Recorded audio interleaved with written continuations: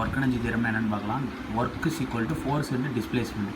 எஃப்க்கு பதிலாக என்ன போட்டுக்கலாம்னா எம்ஏ வந்து நம்ம போட்டுக்கலாம். Okay, V square equal to U square plus 2ஏஎஸ் ஒரு டெரிவேஷனோட ஃபார்முலா. இந்த யூ ஸ்கொயர் அங்கிட்ட போகும்போது மைனஸ் யூ ஸ்கொயர்னு மாறிடும். இந்த 2ஏஎஸ் எழுதியாச்சு, வி ஸ்கொயர் மைனஸ் யூ ஸ்கொயர்னு எழுதியாச்சு.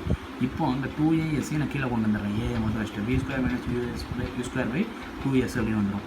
இப்போ இந்த ஏ இருக்குது பார்த்தீங்களா, இதை வந்து நான் வந்து எங்கே சப்ஸ்டிட் பண்ண போகிறேன்னா டபிள்யூன்னு எனக்கு தெரியும். அதுக்கு பதிலாக எனக்கு என்ன தெரியும், எம்மு ஏ இருக்குது, அடுத்து என்ன இருக்குது, எஸ் இருக்கா.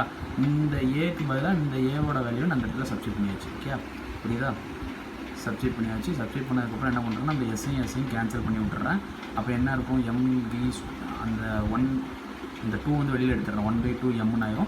We square minus you square. இந்த எஸ்ஸும் எஸ்ஸும் என்ன ஆயிரும், கேன்சல் ஆகுது. அந்த 2 வெளியில் எடுத்தாச்சு. ஓகே, இப்போ ½ எம் மல்டிப்ளை பண்ணிக்கிறேன். ½ எம்வி ஸ்கொயரு, நடுவில் ஒரு மைனஸ் இருக்குது, ½ எம்வி யூ ஸ்கொயர்.